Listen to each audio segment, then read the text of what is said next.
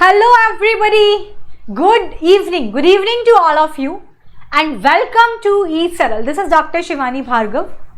आज का जो हमारा सेशन है बेटा प्लांट फिजियोलॉजी वाला जो यूनिट है उसमें जो सबसे पहला चैप्टर है आपका that is the transport in plants.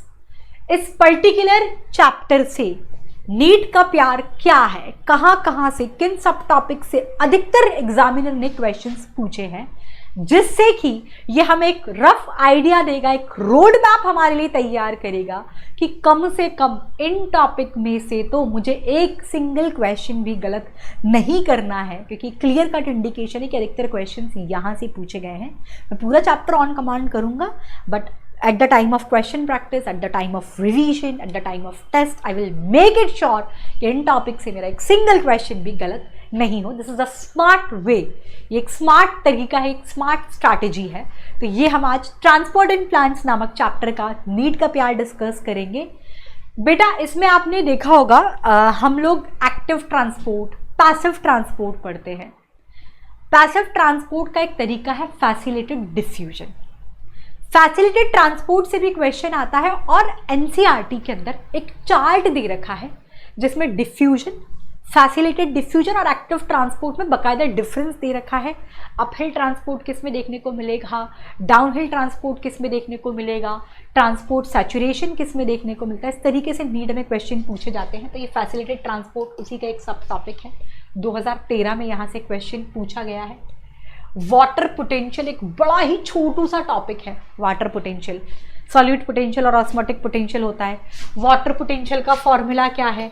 It is equals to solute potential plus pressure potential.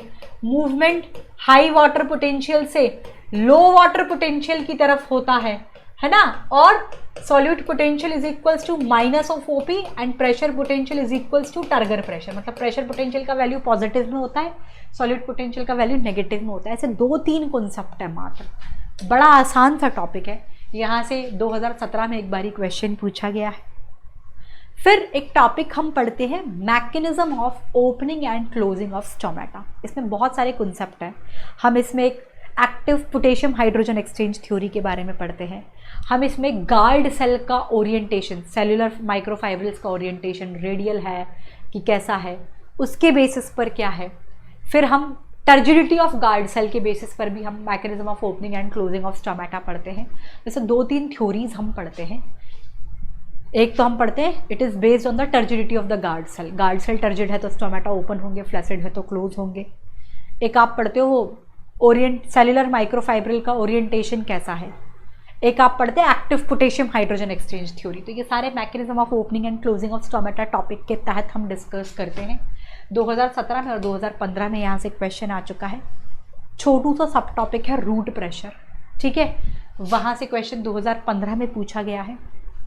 Accent of SAP, इसमें बेसिकली मैच द कॉलम्स में भी क्वेश्चन आ जाते हैं. इसमें हम कुछ फैक्टर्स पढ़ते हैं. कोहेजन पढ़ते हैं, एडहेशन पढ़ते हैं, सरफेस टेंशन पढ़ते हैं और ट्रांसपिरेशन पुल पढ़ते हैं. इन सब का डिटेल, कोहेजन क्या है, एडहेशन क्या है, अधिकतर तो यहाँ से ही क्वेश्चन आ जाता है. ये सब एसेंट ऑफ सैप में आता है. That is the upward movement of water in plants against the gravitational force up to the top part of the plant. Ascent of sap, यहाँ से क्वेश्चन 2021 में और 2015 में 2 बार यहाँ से क्वेश्चन पूछा गया है. फैसिलिटेड डिफ्यूजन का मैं आपको बता ही चुकी. स्ट्रक्चर ऑफ स्टोमेटा बड़ा ही आसान है. डायग्रामेटिक रिप्रेजेंटेशन से भी क्वेश्चन आ जाता है. स्टोमेटल अपार्चर, उसके पास गार्ड सेल्स. गार्ड सेल्स बाकी एपिडर्मल सेल से कैसे डिफरेंशिएट करती है due to the presence of chloroplast. Guard cell का स्ट्रक्चर कैसा है, डम्बल शेप है, किडनी शेप किस में है, डम्बल शेप किस में है. गार्ड सेल के बारे में जो डिटेल दे रखा है. फिर गार्ड सेल के आसपास जो सब्सिडरी सेल्स होती हैं इनके डिटेल्स में यहाँ से नीट में क्वेश्चन पूछा जाता है. 2011 और 2010 में यहाँ से क्वेश्चन पूछा गया है. एक पैराग्राफ भी नहीं है, 5 से 6 लाइन का टॉपिक है गटेशन.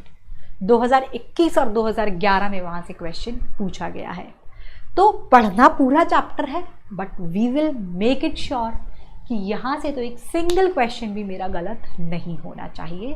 तो this is all about this is all about my today's session.